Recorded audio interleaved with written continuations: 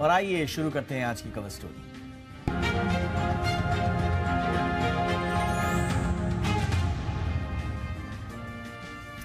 तो नए financial year में पहली बार रिजर्व बैंक ऑफ इंडिया अपनी पहली मॉनेटरी पॉलिसी का ऐलान करने जा रहा है। कल सुबह इस पॉलिसी का ऐलान होगा। महंगाई को लेकर सबकी निगाहें आरबीआई पर टिकी हुई हैं।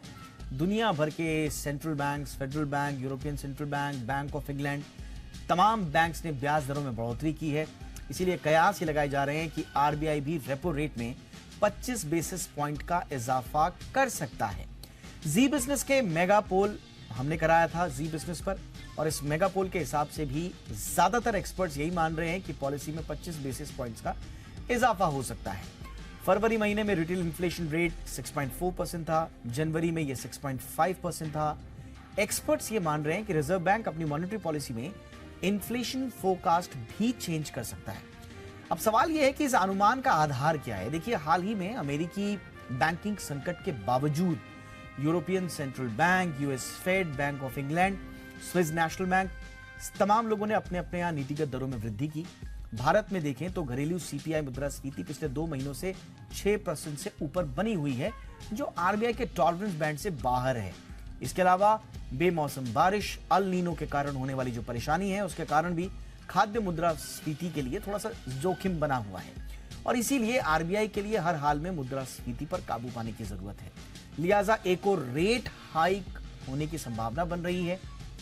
दूसरी ओर एक सवाल यह भी उठ रहा है कि क्या यह आखिरी रेट हाइक होगा, क्या विराम लगेगा। तो इसका विश्लेषण करें तो पाएंगे कि आरबीआई पहले ही रेपो रेट में 250 बेसिस पॉइंट्स की बढ़ोतरी कर चुका है। लचीली ग्रोथ के बावजूद अर्थव्यवस्था को कोई ऐसा बहुत बड़ा संकट भी नजर नहीं आ रहा। लिहाजा एक 25 बेसिस की बढ़ोतरी के बाद ऐसे संकेत दिख रहे हैं, ऐसा माहौल बन रहा है कि आरबीआई शायद अगली पॉलिसी में विराम ले। लेकिन इस पर हम चर्चा भी करेंगे आगे हमारे खास मेहमान के साथ। लेकिन मौजूदा पॉलिसी में ब्याज दरों में बढ़ोतरी के संकेतों के बीच बिजनेस चैम्बर एसोचैम के नए प्रेसिडेंट अजय सिंह ने आरबीआई से और ब्याज दरें नहीं बढ़ाने की अपील की है। वो तो कह रहे हैं कि कल भी मत बढ़ाइए आप। एसोचैम ये कह रहा है कि दुनिया भर की अर्थव्यवस्थाओं में भारत सबसे तेजी से विकास करने वाली अर्थव्यवस्था है। भारत की ये तेजी तब है जब वैश्विक संकट देखने को मिल रहा है, एनर्जी कीमतों में उतार चढ़ाव है, दुनिया के बड़े दिग्गज अर्थव्यवस्था वाले देश जो हैं वो मंदी की आशंकाओं से घिरे हुए हैं। इसलिए ग्रोथ पर असर ना पड़े, इसलिए ब्याज दरें बढ़ाने का जोखिम नहीं लेना चाहिए, उस पर विराम लग जाना चाहिए। वो ये भी कह रहे हैं कि ऑटोमोबाइल और रियल एस्टेट जैसे क्षेत्रों में ये संकेत जाना बड़ा जरूरी है कि ब्याज दर कम हो रही हैं, वरना इन सेक्टर्स में मुश्किलें बढ़ सकती हैं। तो एक तरफ बिजनेस जगत है, एसोचैम है, जो कह रहा है कि नहीं, अब आगे नहीं। दूसरी तरफ एक्सपर्ट्स हैं जो कह रहे हैं कि एक बढ़ोतरी तो होगी। लेकिन क्या वाकई में क्या स्थिति है?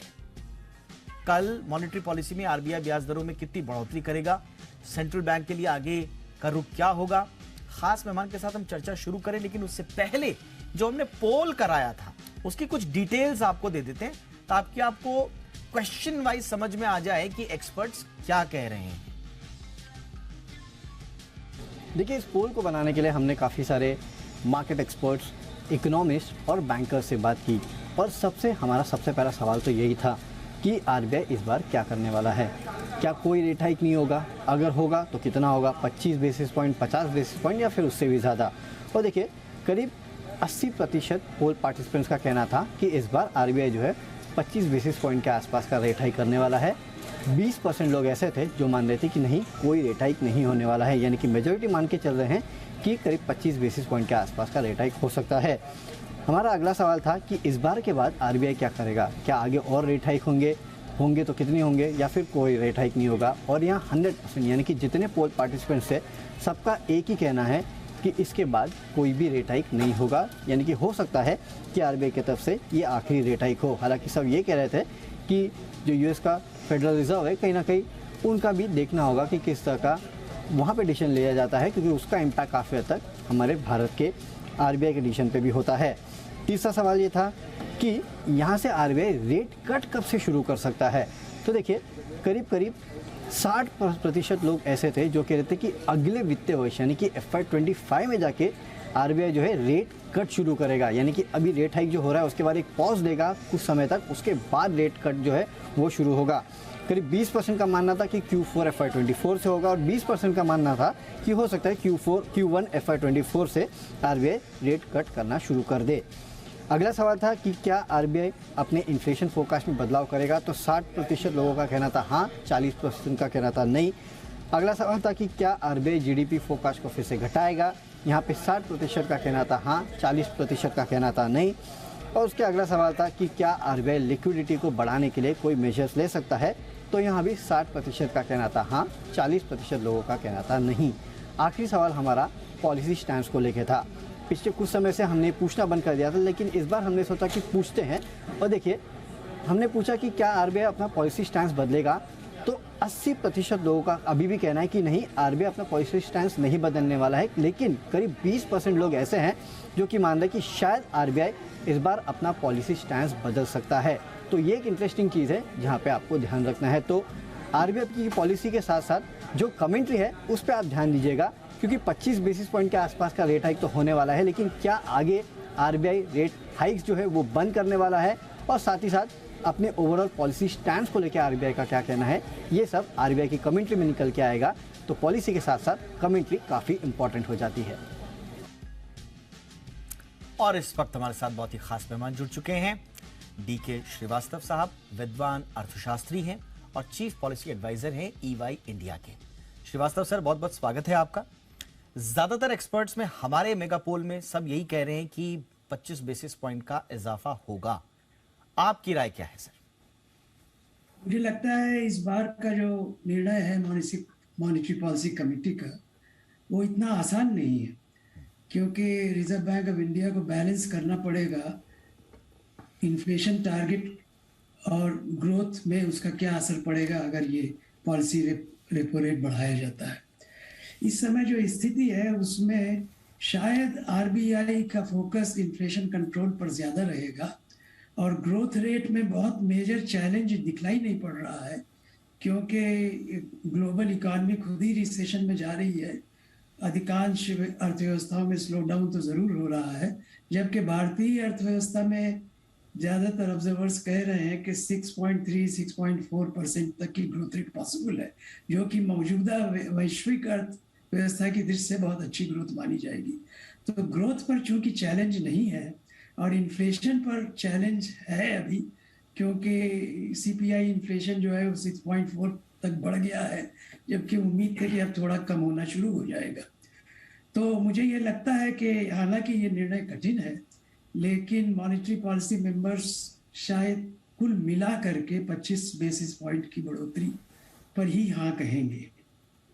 अच्छा, और अगर मान लीजिए कई लोग जैसे एसोचैम कह रहा है कि आप मत बढ़ाइए, जैसे आपने भी कहा कि ग्रोथ पर बहुत ज्यादा कोई चिंताएं नजर नहीं आ रही हैं, महंगाई को भी आप थोड़ा सा देखेंगे, अगर आसपास का मूड माहौल देखेंगे तो थोड़ा सा काबू में दिख रही है। मैं इसलिए कह रहा हूं काबू में क्योंकि बाजार में सब्जियां बहुत उनके रेट्स बहुत ज्यादा नहीं बढ़े हैं, खाने का तेल तो इनफैक्ट सस्ता हो गया है, और खबर यह भी है कि हिंदुस्तान यूनिलीवर ने अपने प्रोडक्ट्स के दाम घटाए हैं।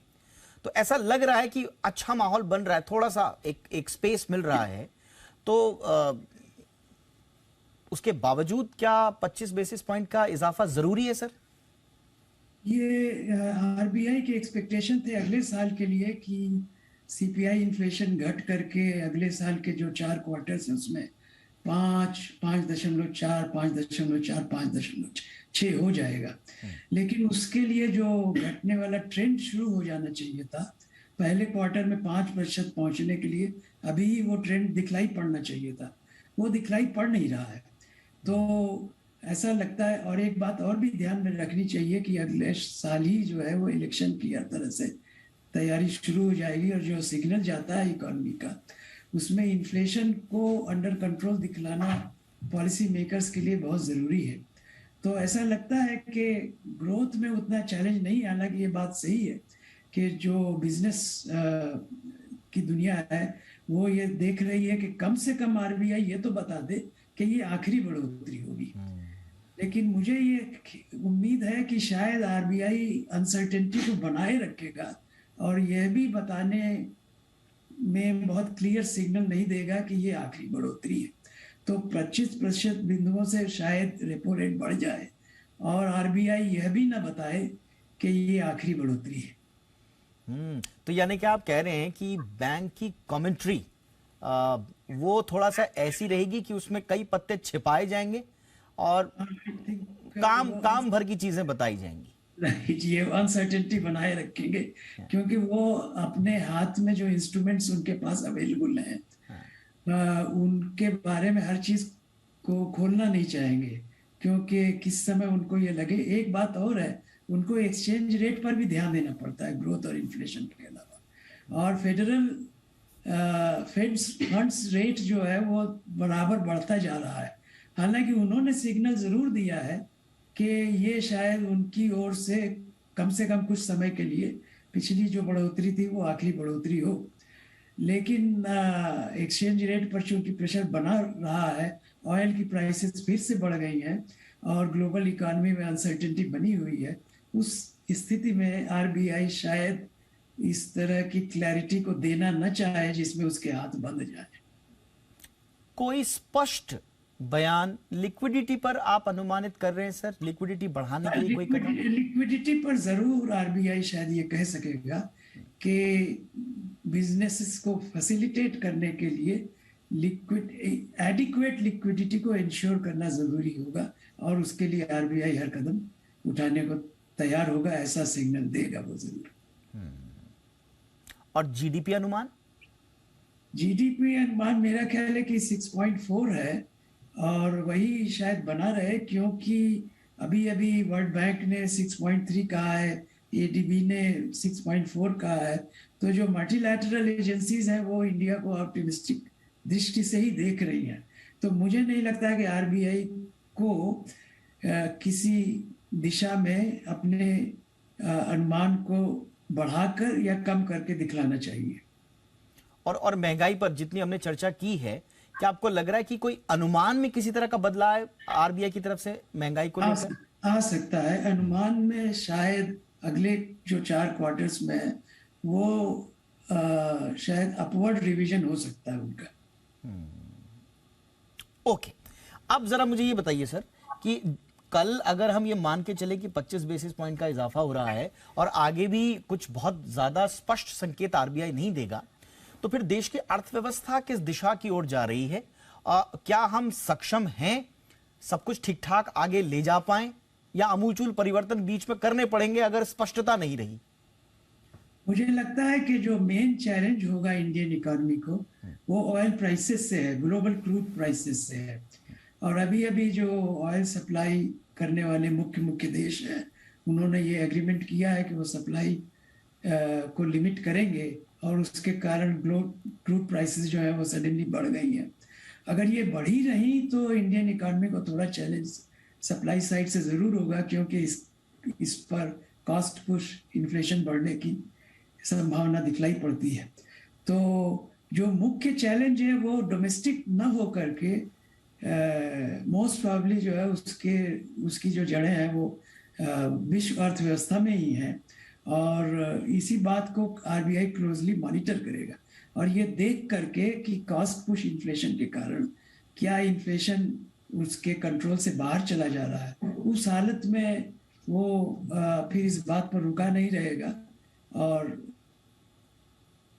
बिल्कुल स्थिति का बहुधा वो ये कहा है कि वो अधिक इंफॉर्मेशन गैदर करके अगले स्टेप्स को बताएगा और इसलिए मुझे लगता नहीं है कि वो बहुत क्लैरिटी इस समय देगा, पर्टिकुलरली क्योंकि ग्लोबल सिचुएशन जो है बहुत वोलेटाइल है। बिल्कुल सर, और इसी वॉलेटिलिटी के बीच में कौतूहल जो लोगों के मन में है वो इस पॉलिसी को लेकर ही नहीं है, वो अगली पॉलिसी को लेकर भी है। तो क्या अगर कल 25 बेसिस पॉइंट बढ़ाते हैं तो विराम लगेगा, फिर थोड़ा सा एक ब्रीदिंग स्पेस देगा आरबीआई? मुझे बहुत उम्मीद है कि विराम लगेगा, जो एक्चुअल बिना अनाउंस किए विराम लग सकता है।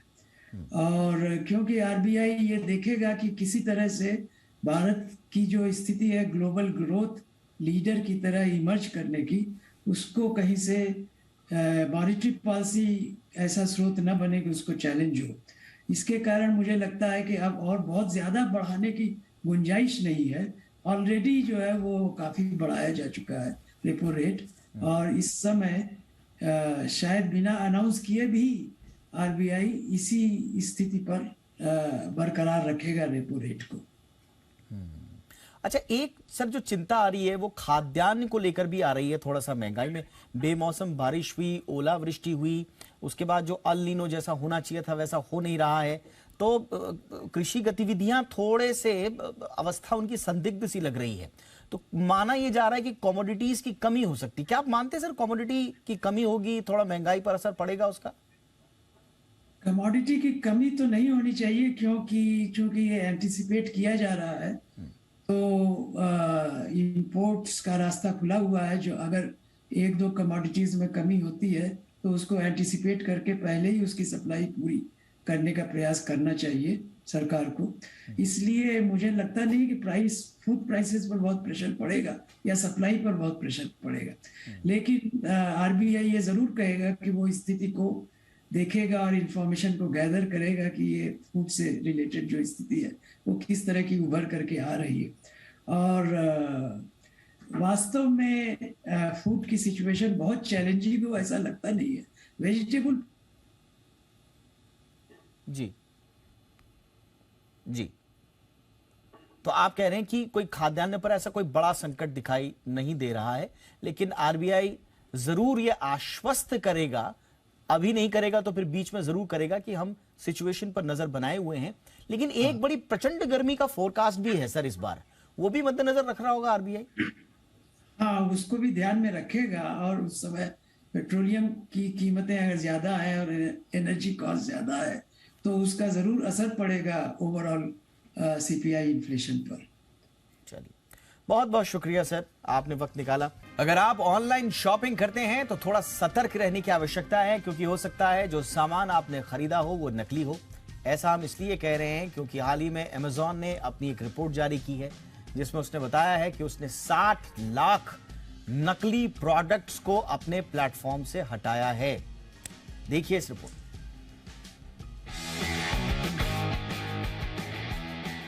क्या आप भी अमेजॉन पर शॉपिंग करते हैं? अगर हाँ तो अगली बार शॉपिंग सोच समझ कर कीजिएगा, क्योंकि हो सकता है आपको पसंद आया प्रोडक्ट नकली हो। ऐसा हम नहीं, खुद अमेजॉन की रिपोर्ट ब्रांड प्रोटेक्शन रिपोर्ट कह रही है। हाल ही में जारी इस रिपोर्ट में कंपनी ने माना है कि उसने दुनिया भर में अपने प्लेटफॉर्म्स पर सफाई अभियान चलाया है। इसके तहत उसने 60 लाख नकली प्रोडक्ट्स की पहचान कर उन्हें प्लेटफॉर्म से हटा दिया। इतना ही नहीं, कंपनी ने संभावित 8 लाख नकली अकाउंट्स को प्लेटफॉर्म पर आने से पहले ही ब्लॉक कर दिया। कंपनी के मुताबिक दुनिया भर में उसने 5000 नकली ब्रांड्स को भी बैन किया है। कंपनी बताती है कि उसने अपने प्लेटफॉर्म से नकली और नुकसान पहुंचाने वाले सामान की पहचान के लिए मशीन लर्निंग आर्टिफिशियल इंटेलिजेंस का मिला जुला इकोसिस्टम डेवलप किया है। कंपनी के मुताबिक उसने साल 2022 में अमेरिका, ब्रिटेन, यूरोपीय संघ और चीन में 1300 से ज्यादा बैग्ड एक्टर्स पर या तो कानूनी कार्रवाई की है या फिर उन पर कार्रवाई की रिकमेंडेशन की है। आपको बता दें कि अमेजॉन की वेबसाइट पर थर्ड पार्टी मार्केट प्लेस की मदद से नकली प्रोडक्ट बिकने के लिए पहुंच जाते हैं।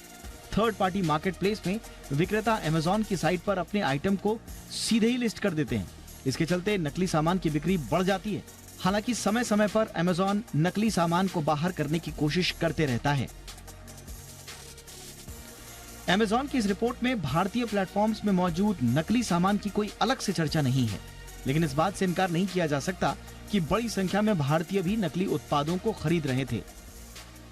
अब कंपनी अपने प्लेटफॉर्म पर नकली सामान और नुकसान पहुंचाने वाले खराब तत्वों के खिलाफ कार्रवाई तेज करने की बात भले ही कह रही हो, लेकिन नकली सामान को दुनिया भर की रिटेल इंडस्ट्री के लिए सिरदर्द भी बता रही है। यानी एक बात साफ है कि प्लेटफॉर्म पर नकली सामान की भरमार है। ऐसे में आपको हमारी यही सलाह कि ऑनलाइन शॉपिंग करते वक्त सावधानी जरूर बरतें। ब्यूरो रिपोर्ट, जी मीडिया। वैगनआर, ऑल्टो K10 या फिर रेनॉ की क्विड, कई छोटी कार जो हैं वो एनकैप टेस्टिंग में 1 स्टार की रेटिंग के साथ फेल हो चुकी हैं। चाइल्ड सेफ्टी में तो कई कार्स को 0 रेटिंग मिली है और कई और कारें भी एनकैप टेस्टिंग में फेल हुई हैं। अब आम कंज्यूमर को कार खरीदते वक्त सुरक्षा के मद्देनजर किन किन बातों पर ध्यान देना चाहिए और क्या छोटी कार असुरक्षित हो गई हैं आम आदमी के लिए? क्या जब तक ये असुरक्षित हैं तब तक इनके प्रोडक्शन पर किस तरह का अंकुश लगना चाहिए? ये तमाम सवाल हैं जिसका जवाब देगी ये रिपोर्ट।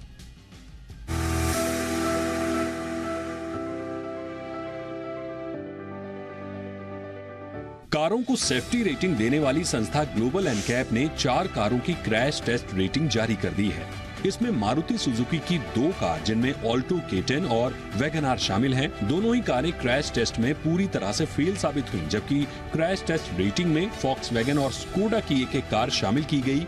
ये दोनों कारें 5 स्टार रेटिंग के साथ सबसे सुरक्षित कारों की लिस्ट में शुमार की गई। सुजुकी वैगनआर की नई क्रैश टेस्टिंग की रिपोर्ट के मुताबिक इस कार को अडल्ट ऑक्यूपेंट प्रोटेक्शन के लिए 34 में से 19.69 पॉइंट मिले हैं।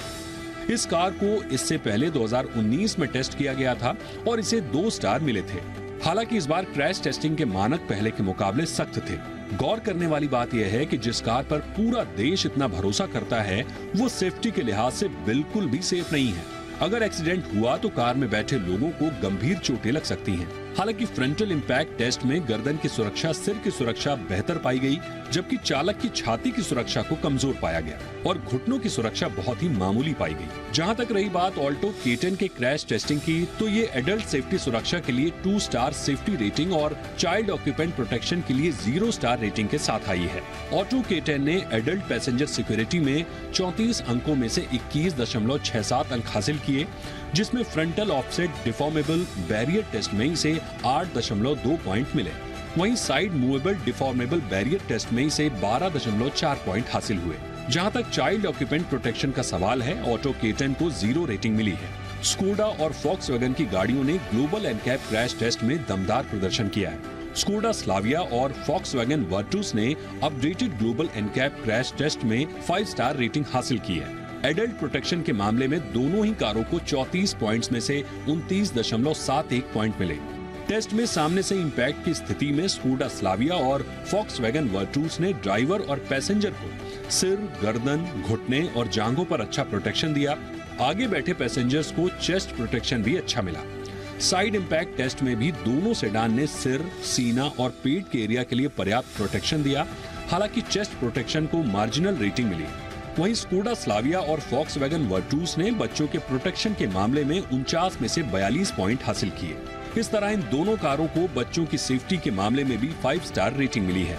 जाहिर है अब कार की कीमत के साथ सेफ्टी भी एक बड़ा मुद्दा बनकर सामने आया है। सरकार भी सीट बेल्ट को लेकर नए नियम लाई है। ऐसे में भारत की सड़कों के लिहाज से कारों में सेफ्टी फीचर्स का होना बेहद जरूरी है। और ग्लोबल एनकैप क्रैश का टेस्ट साबित करता है कि कंपनियां फीचर्स तो खूब दे रही हैं, लेकिन सुरक्षा के नाम पर आपको क्या मिल रहा है ये ज्यादा अहम है। ब्यूरो रिपोर्ट, जी मीडिया। कार कंपनियां ग्राहकों को लुभाने के लिए लंबे समय बाद भारी भरकम डिस्काउंट ऑफर्स दे रही हैं। डिटेल्स जानते हैं कुशल से। तो ताज़ा अपडेट अब ये निकल कर आ रहा है कि काफ़ी सारी गाड़ियों पर अब डिस्काउंट्स जो है वो प्री पेंडेमिक स्तरों पर पहुंचते हुए नजर आ रहे हैं।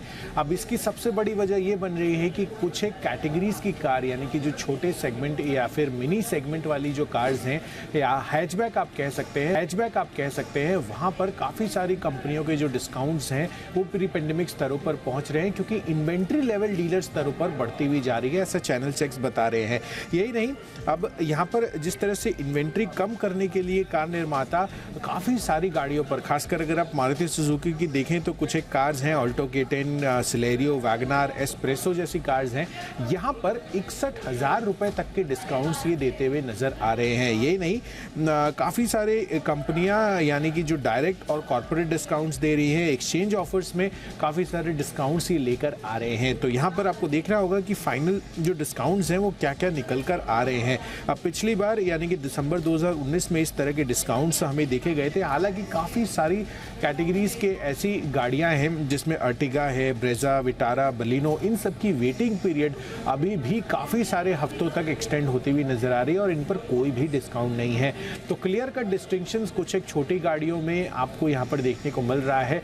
आगे चलकर अगर इसकी डिमांड इंप्रूव होती है तो हो सकता है कि डिस्काउंट्स यहाँ पर कम होते हुए नजर आएँ, बट फिलहाल अभी जो स्थिति बनी हुई है छोटी छोटी गाड़ियों की वेटिंग पीरियड भी कम है और डिस्काउंट्स भी रिलेटिवली आपको ज़्यादा मिलते हुए नज़र आ रहे हैं। अब इसका एक इंडिकेशन मैं आपको क्विक बता देता हूं, जो होलसेल बिक्री अपडेट आते हुए नज़र आ रहे हैं मारुति सुजुकी की तरफ से। वहां पर आप देखिए जो मिनी सेगमेंट है इनका, मैं मंथली होलसेल बिक्री देख रहा था तो ऑल्टो और एस्प्रेसो उसमें शामिल हैं। यहां पर मार्च महीने में 11,582 यूनिट्स इन्होंने लिए थे, जबकि अगर आप जनवरी में यही आंकड़ा देखेंगे तो वो 25,446 यूनिट्स का था। तो क्लियर कट ये दिख रहा है कि डीलर स्तरों पर जो इन्वेंट्री लेवल है वो थोड़ी सी बढ़ती हुई नजर आ रही है और इसी का इंडिकेशंस होलसेल बिक्री आंकड़ों में कंपनियों ने दर्ज किए हैं। तो अब देखना है कि फाइनल आगे चलकर ये जो डिस्काउंट्स है ये कितने कंटिन्यू होते हैं, क्या इन्वेंट्री लेवल की स्थिति रहती है इस कैटेगरी की गाड़ियों में, यहाँ पर आपको बड़ा फोकस रखना है। बट लार्ज पार्ट ये है कि अगर आप हैचबैक खरीदने जा रहे हैं तो पता कर लें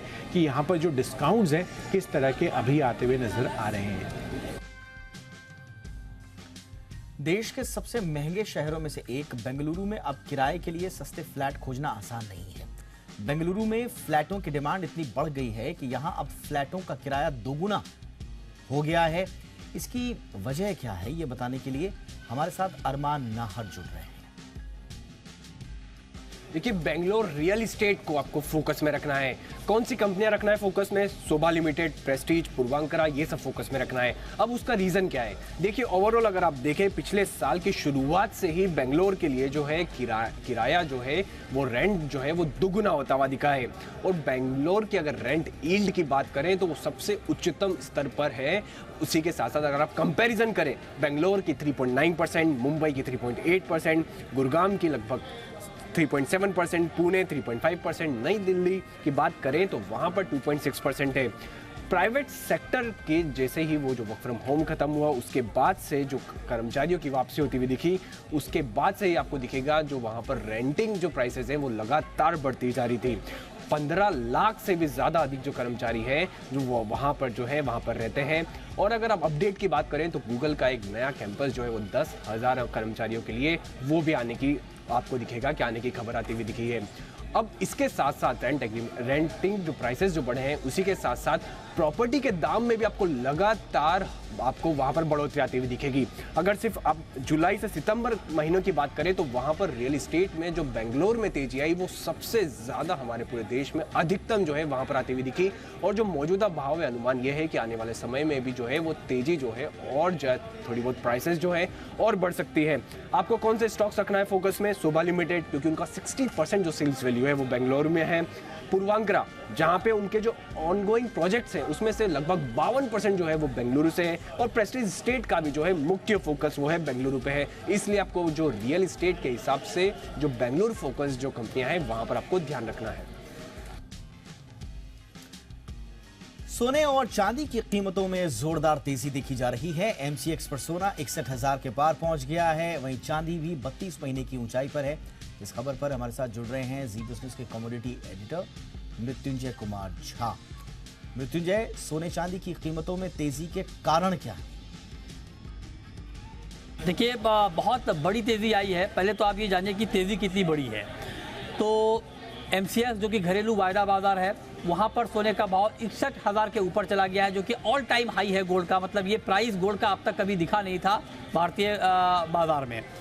अंतर्राष्ट्रीय बाजार में $2,040 के ऊपर गया है गोल्ड का भाव। और ये तेज़ी आप इस बात से अंदाज़ा लगाइए कि एक महीने में 10% तक दाम गोल्ड के बढ़े हैं और 2 हफ्ते में ही 1,000 रुपये तक गोल्ड महंगा हो गया है। ये तो कहानी गोल्ड की है। चांदी देखिए, चांदी का भाव 32 महीने में सबसे ज़्यादा महंगा हो गया है और चांदी 75,000 के ऊपर चली गई है। बहुत बड़ी तेज़ी हमने चांदी की में भी देखी है। और 5 महीने में अगर आप देखें यहाँ पर तो ओवरऑल जो है वो गोल्ड और सिल्वर के दाम बहुत तेज़ी से बढ़े हैं। गोल्ड में 20% की तेज़ी आई है। चांदी पिछले 6 महीने में 20% तक बढ़े हैं चांदी के दाम। और ये तेज़ी लगातार इसलिए बढ़ रही है, इसके पीछे 2-3 बड़ी वजह है जिसने बुलियन मार्केट की चमक को बढ़ाया है। पहली बड़ी वजह यह है कि एक तो पहले आप देखिए कि अमेरिका में जो बैंकिंग का संकट सामने आया, जो यूरोप में बैंकिंग का संकट सामने आया, उसके बाद सुरक्षित निवेश के तौर पर गोल्ड और सिल्वर की डिमांड बढ़ी, जिसका बड़ा इम्पैक्ट हमने प्राइस के ऊपर देखा। लेकिन अभी जो तेज़ी आई है, कल जो तेज़ी थी या फिर जो आज तेज़ी थी, इसके पीछे की बड़ी वजह यह है कि अमेरिका में जो कुछ आंकड़े आए हैं वो आंकड़े खराब आए हैं। मतलब ये कि अमेरिका में जो जॉब ओपनिंग के आंकड़े आए हैं वो 2020 के बाद सबसे खराब आए हैं, और 2020 के बाद पहली बार 1 करोड़ के नीचे जॉब ओपनिंग के आंकड़े वहाँ पर सामने आए हैं, जो इकोनॉमी के लिए एक बड़ी चिंता की बात है। और इस खबर के बाद, ये आंकड़ा आने के बाद डॉलर का इंडेक्स काफ़ी तेज़ी से नीचे आया और वो 101 के आसपास पहुंच गया। तो डॉलर का कमज़ोर होना, आर्थिक आंकड़ों का ख़राब होना, ये सारे फैक्टर सोने चांदी के लिए बहुत पॉजिटिव है। लिहाजा दाम बहुत तेज़ी से ऊपर गए हैं, क्योंकि मार्केट को ये लगता है कि ये जो सारे आंकड़े कमज़ोर आ रहे हैं, इससे कहीं ना कहीं मंदी की बात और पुख्ता होती हुई दिख रही है। और मंदी जब भी आती है, जब भी आर्थिक हालात ख़राब होते हैं दुनिया के, या राजनीतिक हालात ख़राब होते हैं, तब सुरक्षित निवेश के तौर पर सोने की और चांदी की डिमांड बढ़ जाती है। अब सवाल यह है कि यहाँ से आगे क्या होगा। अब देखिए, अगर ये आर्थिक हालात कुछ और ख़राब होते हैं, मसलन कुछ और आर्थिक आंकड़े ख़राब आते हैं यूएस से या यूरोप से, तो इससे सोने चांदी की कीमतें और बढ़ सकती हैं, क्योंकि बाकी के फंडामेंटल ऑलरेडी मजबूत हैं। लेकिन अगर अगले कुछ दिनों तक कुछ खराब आंकड़े नहीं आते हैं, या फेड की तरफ से कुछ ऐसी बात आती है कि दरें और बढ़ती रहेंगी, तो एक बड़ा करेक्शन भी आ सकता है। इस संभावना से भी इनकार नहीं किया जा सकता है। चलिए, बात बाजार की। मजबूत ग्लोबल संकेतों के चलते आज बाजार में तेजी रही। लगातार चौथे दिन बाजार अच्छी तेजी के साथ बंद हुए हैं। कारोबार के अंत में सेंसेक्स करीब 600 अंक उछलकर 59,700 के करीब बंद हुआ। निफ्टी करीब 160 अंक चढ़कर 17,550 के पार बंद हुआ। बैंक निफ्टी भी 186 अंक चढ़कर 41,000 के पास बंद होने में कामयाब रहा। पूरा एक्शन दिन भर का कैसा रहा, किस तरह का रहा, वरुण दुबे बताएंगे। देखिए, बेहतरीन तेजी आज भारतीय बाजारों में देखने मिली है। इनफैक्ट लगातार चौथा दिन है जब भारतीय बाजार जो है हरे निशान में बंद हुए हैं। क्या निफ्टी, क्या बैंक निफ्टी, हर जगह अगर आप देखेंगे तो अच्छी खासी खरीदारी थी, और 17,500 के ऊपर अब तो जाके निफ्टी ने क्लोजिंग दी है। इनफैक्ट ब्रॉडर मार्केट में भी काफ़ी अच्छी तेजी थी। छोटे मजूर स्टॉक्स को अगर आप देखेंगे तो वहाँ पे भी गजब की तेजी देखने मिली। ग्लोबल क्यूज इतने सपोर्टिव नहीं थे, लेकिन जो क्वार्टरली अपडेट्स आ रहे हैं कंपनीज की तरफ से वो काफ़ी अच्छे, जो ऑर्डर विंस हो रहे लगातार, उसकी मदद कहीं ना कहीं भारतीय कंपनियों को मिल रही है। और साथ ही साथ रुपया भी काफ़ी हद तक मजबूत हुआ है, तो उसका भी इम्पैक्ट देखने मिला है। आप देखिए, निफ्टी के टॉप गेनर्स में L&T, जो इनको ऑर्डर मिला है करीब 7,000 करोड़ के आसपास का, उसका असर देखने मिला। टॉप गेनर था ये निफ्टी का। इसके अलावा HDFC लिमिटेड, ITC, HUL जैसे दिग्गज जो थे, उनमें अच्छी खासी तेज़ी देखने मिली। लेकिन गिरावट कहाँ थी? तो गिरावट निफ्टी में अगर आप देखेंगे तो Ayesha Motors, Adani group companies में थोड़ी बहुत गिरावट है। अडानी एंटरप्राइजेस को देखिए किस तरह की गिरावट यहाँ पे देखने मिली। M&M, NTPC जैसे काउंटर्स है जहाँ पे थोड़ा बहुत दबाव देखने मिला। फोकस में SML इशूज़ था, यहाँ पे प्रमोटर्स की तरफ से खरीदारी हुई है, स्टॉक में अच्छी खासी तेज़ी थी। HDFC बैंक, जो इन्होंने क्वार्टरली अपडेट दिए हैं, बाजार को पसंद आया, स्टॉक में अच्छी खासी तेज़ी थी। NBCC को ऑर्डर मिला है, उसके चलते गेंस देखने मिले। लेकिन फेडरल बैंक, RBL बैंक जैसे काउंटर से जहाँ पे गिरावट देखने मिली इनके क्वार्टरली अपडेट्स के बाद। साथ ही साथ भारत फोर्ज, जो क्लास 8 नॉर्थ अमेरिका के क्लास 8 ट्रक्स के नंबर्स आए हैं जिसमें गिरावट हुई, उसका असर इस काउंटर पे देखने मिला। इसके अलावा अगर आप देखेंगे तो गेनर्स में टाटा इन्वेस्टमेंट, नाइका जैसे काउंटर से, नाइका में देखिए 8-9% के आसपास के गेंस आज देखने मिले हैं। एलगी इक्विपमेंट, कोफो जैसे काउंटर से जहाँ पे तेज़ी थी। गिरावट Adani transmission, SCI, capri global, Ashok Leyland जैसे कुछ स्टॉक्स थे जहां पे गिरावट देखने मिली। तो एक बेहतरीन ट्रेडिंग सेशन जो है आज भी भारतीय बाजारों में देखने मिला है। और लगातार चौथा दिन है जब भारतीय बाजार जो है हरे निशान में बंद हुए हैं। दिग्गजों में तेज तो है ही, लेकिन साथ ही साथ छोटे मध्यम स्टॉक्स जो है वहाँ पे भी अच्छी खासी खरीदारी देखने मिली है। और जरा यूएस मार्केट का हाल भी एक बार देख लेते हैं, इस वक्त कैसा वहाँ पर मूड माहौल है। तो आप देखिए 33,406 के स्तर पर कारोबार करता हुआ नजर आ रहा है। डाउ जोन्स पूरी तरह से फ्लैट आप कह सकते हैं, और S&P भी लगभग 4,079 के स्तर पर कारोबार करता हुआ नजर आ रहा है। और नैस्डैक में थोड़ी तेजी दिख रही है 1.5% के आसपास की, 11,964 के स्तर पर। तो ये है अमेरिकी बाजार का हाल। डाउ जोन्स आप देखिए अब लाल निशान में, तो तीनों इंडाइसेस अब दिख रहे हैं लाल निशान में अमेरिकी बाजार पे, और डाउ जोन्स और S&P लगभग फ्लैट।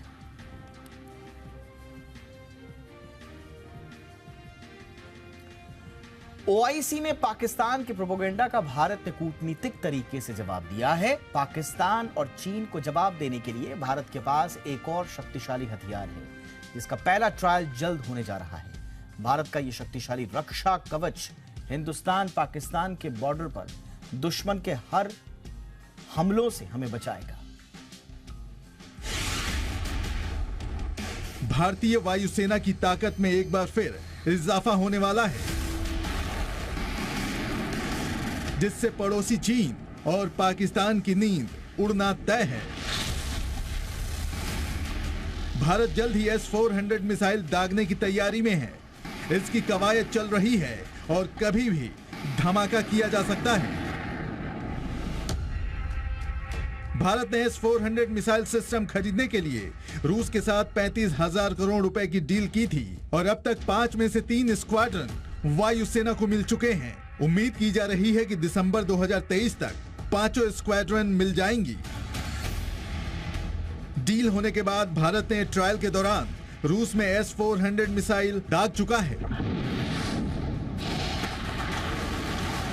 लेकिन भारत में अब तक इसकी टेस्टिंग नहीं की गई है। माना जा रहा है कि जल्द ही अब भारत में भी इसका परीक्षण किया जाएगा। अब आपको बताते हैं कि S-400 मिसाइल सिस्टम क्या है और इससे क्या फायदा मिलेगा। S-400 मिसाइल एक मजबूत एयर डिफेंस मिसाइल सिस्टम है जो आसमान में दुश्मन की ओर से टारगेट किए गए किसी भी हमले को पल भर में खाक कर सकते हैं।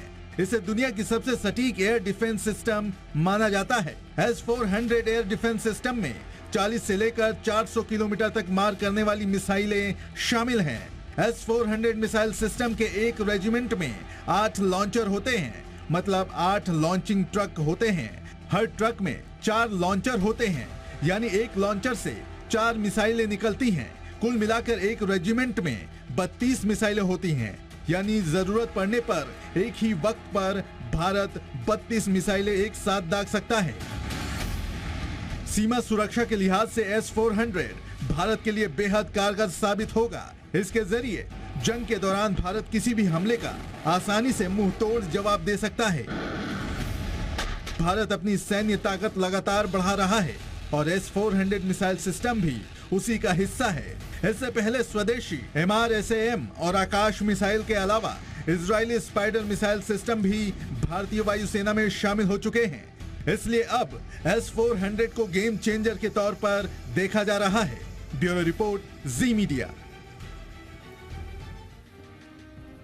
बिहार में हुए दंगे पर आरोप प्रत्यारोप जारी है। सीएम नीतीश कुमार ने बीजेपी पर बिहार को बदनाम करने का आरोप लगाया है, तो वहीं बीजेपी सांसद सुशील मोदी ने नीतीश पर पलटवार किया। उनके मुताबिक दंगे के लिए नीतीश सरकार ही जिम्मेदार है। ये बोलेंगे, दूसरे को नहीं बोलने देंगे। न्याय चाहिए, सरकार क्यों जवाब नहीं दे रही है महोदय? विपक्ष के साथ यही व्यवहार। बिहार में जो दंगा हुआ, जो हिंदुओं पर अत्याचार हुआ, हिंदू के रामनवमी जुलूस पर पत्थरबाजी हुई। 2 लोग हैं, एक राज कर रहा है और दूसरा उसके साथ उसका एक एजेंट है। मुख्यमंत्री बयान देते हैं जिन लोग ने उपद्रव किया है, धिक्कार है सत्ता पर बैठने का। नीतीश कुमार जो है कोई तकलीफ ही नहीं हो रही उनको। MIM क्या चीज है? उन्हीं का वो एजेंट है।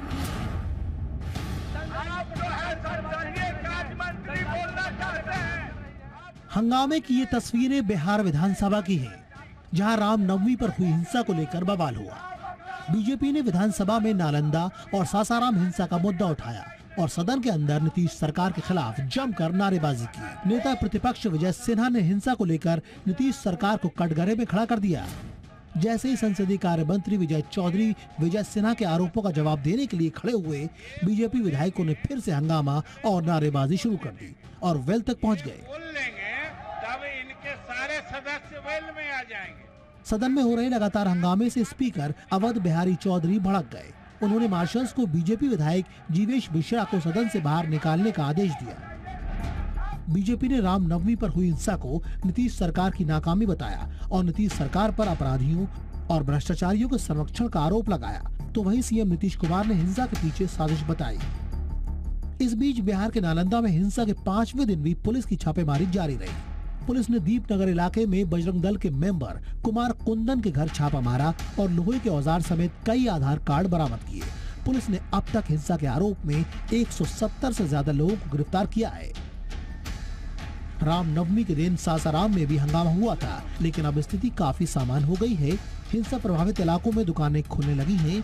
कई लोग जो अपने घरों को छोड़कर चले गए थे, वो लोग अब लौटने लगे हैं। हालांकि इलाके में फिलहाल इंटरनेट बंद है। ब्यूरो रिपोर्ट, जी मीडिया।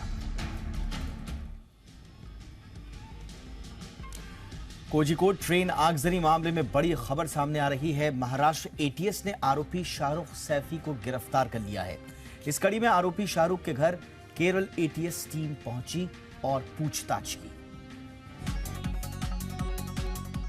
केरल में ट्रेन में आग लगाने के मामले में रत्नागिरी पुलिस और महाराष्ट्र एटीएस की संयुक्त कार्रवाई में रत्नागिरी रेलवे स्टेशन से आरोपी को गिरफ्तार कर लिया है। पुलिस सूत्रों के मुताबिक पकड़े गए शख्स का नाम शाहरुख सैफी है, जो नोएडा का रहने वाला है। वहीं पुलिस इस बात की भी जांच कर रही है कि क्या ये किसी टेरर ऑर्गेनाइजेशन से जुड़ा हुआ तो नहीं है, जिसे लेकर आरोपी शाहरुख के घर केरल एटीएस की टीम पहुंची और 2 घंटे की पूछताछ के बाद टीम रवाना हो गई।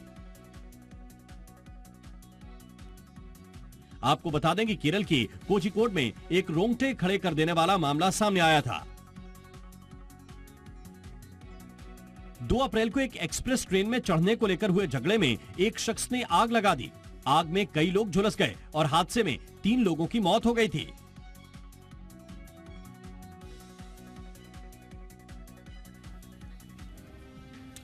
कुछ अंतर्राष्ट्रीय खबरें। अमेरिका के पूर्व राष्ट्रपति Donald Trump porn star case में मैनहट्टन कोर्ट में पेश हुए। ट्रंप पर 34 आरोप लगाए गए हैं, जिसमें डोनाल्ड ट्रंप ने उनसे इनकार कर दिया। इस मामले में पेशी से पहले ट्रंप गिरफ्तार भी हुए और आरोपों से इनकार के बाद कोर्ट ने उन्हें रिहा कर दिया। इस केस में 4 दिसंबर को ट्रंप की अगली पेशी होनी है।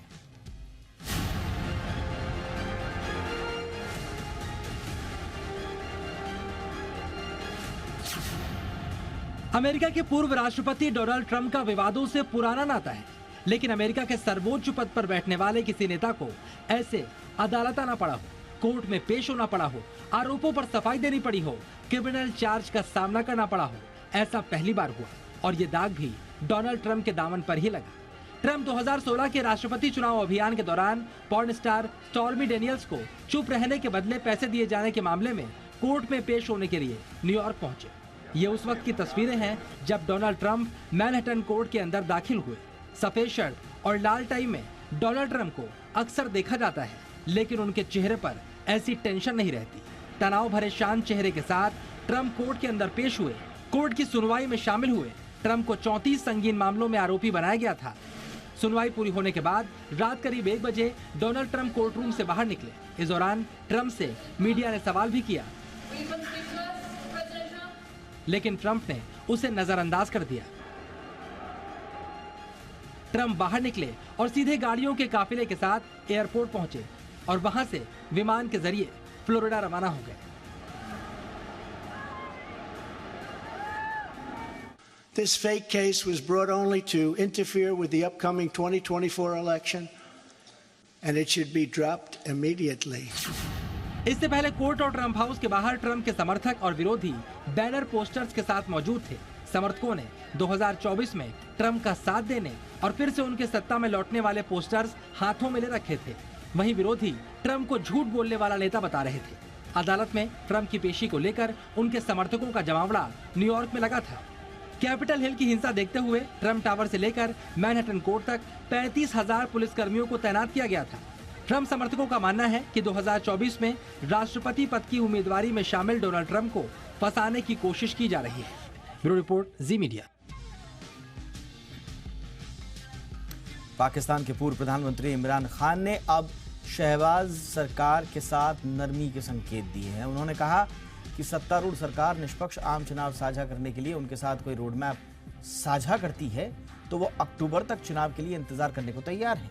इमरान खान को पिछले साल अविश्वास मत के जरिए सत्ता से हटाया गया था। तब से वो देश में आम चुनाव कराने की मांग कर रहे हैं। वहीं पाकिस्तान का चुनाव आयोग अक्टूबर तक आम चुनाव कराने की बात कह रहा है। ब्रिटेन के नए किंग चार्ल्स और क्वीन कैमिला की ताजपोशी के लिए इनविटेशन कार्ड की पहली तस्वीर सामने आई है। इस आमंत्रण पत्र पर कैमिला के लिए क्वीन कंसोर्ट की जगह क्वीन टाइटल का इस्तेमाल किया गया है। बकिंगम पैलेस की तरफ से ये कार्ड जारी किया गया है। इसमें ताजपोशी सेरेमनी के लिए नए किंग और क्वीन की तरफ से निमंत्रण भेजा गया है। इसके अलावा किंग चार्ल्स की तस्वीर वाले रॉयल स्टैंप भी जारी कर दिए गए हैं। इसके बाद इन स्टैंप्स की कीमत बढ़ गई है। रॉयल मेल ने अपनी वेबसाइट पर बिक्री के लिए नए स्टैंप्स जारी किए। इजराइल में यरूशलेम के अल अक्सा मस्जिद में पुलिस और फिलिस्तीनियों के बीच झड़प हो गई।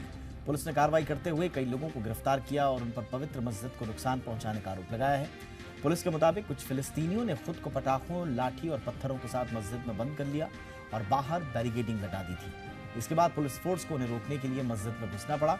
पुलिस की इस कार्रवाई के कुछ देर बाद हमास ने भी इजराइल पर 9 रॉकेट दागे।